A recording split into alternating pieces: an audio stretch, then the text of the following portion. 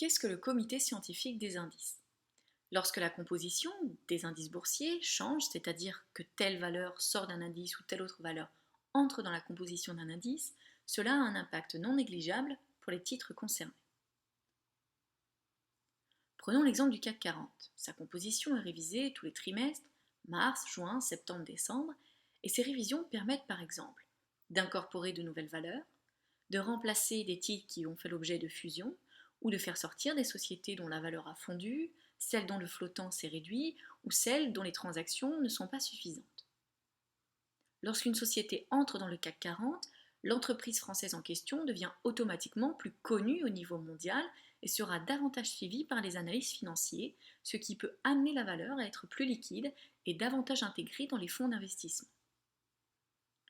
Lorsqu'une valeur est intégrée au sein du CAC 40, il y a une augmentation du volume sur le titre, alors qu'à l'inverse, une valeur qui sort du CAC 40 voit son volume diminuer.